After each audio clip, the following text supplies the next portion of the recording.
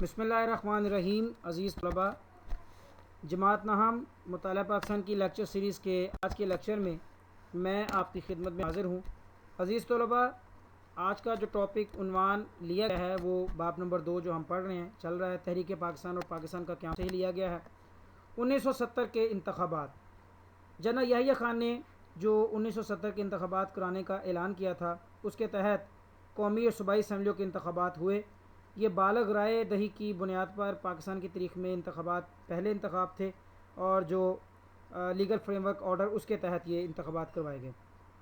عوام میں کافی جوش تھا، چونکہ اس سے پہلے جنرل یحییٰ اور جنرل یحییٰ سے پہلے جنرل ایوب خان کی جو آمریت ہے، ڈکٹیٹرشپ، وہ لگاتار چلتی آ رہی تھی، تو لوگ خوش تھے کہ لوگوں کو جو ہے وہ اپنے حق کے رائے دہی ہے، یعنی لوگوں کو اس انتخابی عمل میں شامل ہونے کا موقع مل رہا ہے۔ لہٰذا سیاسی جماعتوں نے بڑھ چڑھ کر اس میں حصہ لیا۔ اہم سیاسی جماعتوں میں عوامی لیگ تھی، جو کہ مشرقی پاکستان تھی شیخ مجیب الرحمان کی، اور پاکستان پیپلز پارٹی مغربی پاکستان سے ذوالفقار علی بھٹو کی تھی۔ ذوالفقار علی بھٹو کی جو پیپلز پارٹی ہے، اس نے اپنا جو نعرہ بلند کیا تھا روٹی کپڑا اور مکان، جس نعرے نے عوام میں زبردست مقبولیت حاصل کی۔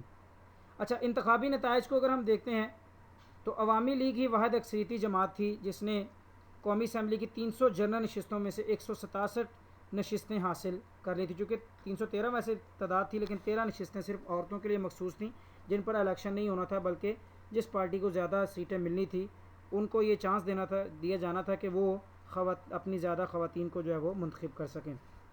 تو لہٰذا اس کو کہا جا سکتا تھا کہ یہ قومی پارٹی ہے۔ باقی کوئی بھی جماعت جو ہے وہ خاطر خواہ کامیابی حاصل نہ کر سکی۔ باقی تمام جماعتیں، پیپلز پارٹی نے 81 نشستیں حاصل کیں، باقی جماعتیں قومی اسمبلی کی صرف 37 نشستوں میں کامیاب ہو سکیں۔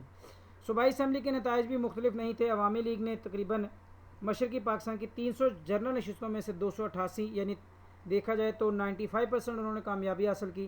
پاکستان پیپلز پارٹی نے پنجاب اور سندھ میں اکثریت حاصل کی، جبکہ نیشنل عوامی پارٹی نیپ نے اور جمعیت علماء اسلام JUI کو صوبہ سرحد خیبر پختونخوا اور بلوچستان میں اکثریت حاصل ہوئی۔ انتخابات کے جو نتائج تھے انہوں نے یہ ثابت کر دیا تھا کہ عوامی لیگ جو ہے مرکز میں حکومت بنائی تھی، اور ان کا حق بھی ہے، اور لیکن جو مشرقی عوامی لیگ جو ہے وہ حکومت بنائے گی، مغربی پاکستان کی جو سیاسی قیادت تھی اور جو افسر شاہی تھی ان کو یہ تشویش لاحق ہوئی، اور جو ذوالفقار علی بھٹو ہے انہوں نے اس بات کو ماننے سے انکار کر دیا، جو کہ بالکل ایک غیر آئینی بات تھی۔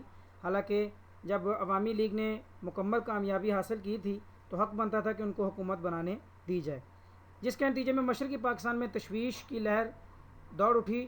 جو عوامی لیگ کے سربراہ تھے شیخ مجیب الرحمان، وہ پہلے ہی چاہتے تھے کہ جو مشرقی بنگال ہے وہ پاکستان سے علیحدہ ہو جائے، اور ان کو بھارت کی پوری پشت پناہی حاصل تھی، لہٰذا انہوں نے حالات کو خراب کرنا شروع کر دیا، اور مشرقی پاکستان میں امن و امان کی صورتحال کو خراب کر کے خانہ جنگی جیسے حالات پیدا کر دیے۔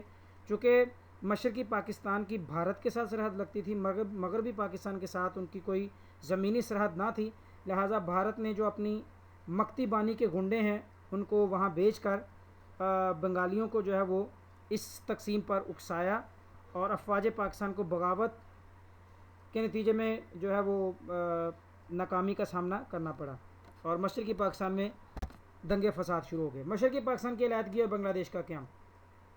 1970 کے انتخابات جب ہوئے تو عوامی لیگ کو مشرقی پاکستان میں کامیابی ملی، اور ملک کی باغ دوڑ جو ہے وہ عوامی لیگ کو نہ سونپی گئی، جو کہ ایک سراسر زیادتی تھی، اور اس طرح جو مشرقی پاکستان میں امن و امان کی صورتحال خراب ہوئی تو chief martial law administrator general Yahya Khan نے ایمرجنسی پھر لگا دی۔ پاک فوج نے جو ہے امن و امان کی صورتحال کو بہتر کرنے کی کوشش کی، لیکن حالات خراب ہوتے گئے، چونکہ ہمارے وہاں ان کے ساتھ جو ہے وہ زمینی رابطہ نہ تھا۔ بھارت نے مکتی بانی گنڈوں کے ذریعے جو ہے وہ بنگالی تھے ان کو اکسایا۔ اچھا، جو ذوالفقار علی بھٹو، جنرل یحییٰ اور شیخ مجیب الرحمان کے درمیان ڈھاکہ میں ملاقات ہوئی، لیکن پھر بھی حالات بہتر نہ ہو سکے۔ ان کشیدہ حالات کے باعث لاکھوں کی تعداد میں جو بنگالی ہیں انہوں نے بھارت جانا شروع کر دیا۔ بھارت نے بنگالیوں کی مدد کا سرکاری طور پر اعلان کر دیا اور ان کی تربیت کرنا شروع کر، جس کی وجہ سے پاکستان اور بھارت کے حالات خراب ہو گئے، اور جنرل یحییٰ خان نے فوج کے مزید دستے جو ہے وہ مشرقی پاکستان کی طرف روانہ کیے، ساتھ ہی شیخ مجیب الرحمان کو گرفتار کر لیا گیا، جو کہ ایک بہت ہی یہ جسے کہتے ہیں کہ جلتی پہ تیل کا کام، ٹھیک ہے۔ مشرقی پاکستان میں موجودہ فوج جو ہے وہ وہاں محصور ہو کے رہ گئی، اور مزید فوج جو ہے وہ مغربی پاکستان سے مشرقی پاکستان کی طرف نہ بھیجی گئی، لہٰذا جو وہاں فوج موجود تھی ان کو جو ہے وہ سرنڈر کرنا پڑا، اور تقریباً 90,000 فوجی جو ہے وہ بھارت نے ہمارے وہ قید کر لیے۔ 16 دسمبر 1971 کو ہمارا جو مشرقی پاکستان، ہمارا جو دایاں بازو تھا، وہ ہم سے کٹ کے ایک نیا ملک بنگلہ دیش بن گیا۔ اچھا جی، مشرقی پاکستان کی علیحدگی کچھ اسباب۔ جغرافیائی فاصلہ، پہلی جو ایک اس کی مشرقی پاکستان اور مغربی پاکستان کی علیحدگی کی تھی وہ یہ تھا کہ مشرقی اور مغربی پاکستان کے درمیان 1000 میل کا فاصلہ تھا۔ ان دونوں حصوں کے درمیان ملک بھارت تھا، جو کہ 1947 سے پاکستان کی سالمیت کو نقصان پہنچانا چاہتا تھا، اور چاہتا تھا کسی طریقے سے پاکستان بھارت کا دوبارہ حصہ بن جائے۔ لہٰذا دونوں حصوں کی ثقافت بھی کافی حد تک مختلف تھی، مغربی اور مشرقی پاکستان کی دونوں کی زبان بھی مختلف تھی۔ مشرقی پاکستان دوسرے صوبوں کے مقابلے میں پیچھے بھی رہا تھا، ترقی کے لحاظ سے، معاشی لحاظ سے، یہ ایک وجہ تھی جو کہ علیحدگی کا باعث بنی۔ پھر تجارت اور ملازمت پر ہندوؤں کے اثرات۔ مشرقی پاکستان میں جو تجارت کا شعبہ تھا وہ بھارتی جو تو ہندو ان کے ہاتھ میں تھا، جو ایک خاص منصوبے کے تحت لوگوں کو علیحدگی پر اکسا رہے تھے۔ معاشی پسماندگی، جو اکنامک بیکورڈنس ہے، جو مشرقی پاکستان کا صوبہ تھا وہ مغربی پاکستان کے علاقوں کی نسبت بہت پیچھے تھا ترقی کے لحاظ سے، یہ بھی ایک وجہ بنی جو کہ علیحدگی کا باعث بن گئی۔ ہندو اساتذہ کا کردار۔ اچھا، مشرقی پاکستان میں تعلیم کا شعبہ ہندوؤں کے کنٹرول میں تھا، اور انہوں نے بنگالیوں کو پاکستان کے خلاف پوری طرح بچوں کو تیار کیا اور ان کے مغربی پاکستان کے خلاف اکسایا۔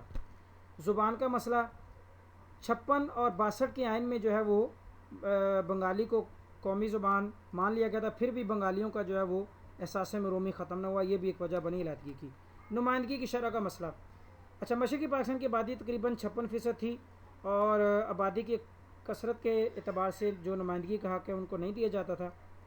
56 اور 62 کے آئین میں ان کو برابری کی بنیاد پر نمائندگی قبول کر لی گئی تھی، لیکن ان کے جائز جو حقوق تھے وہ ان کو نہ دیے گئے، یہ بھی ایک وجہ بنی علیحدگی کی۔ بھارت کی مداخلت۔ بھارت لگاتار جو ہے وہ مشرقی پاکستان میں اپنی مداخلت کے ذریعے حالات کو خراب کر رہا تھا، اور اپنے گنڈے بیچ کر جو ہے وہ مشرقی پاکستان کو علیحدگی پر اکسا رہا تھا۔ شیخ مجیب کے 6 نکات۔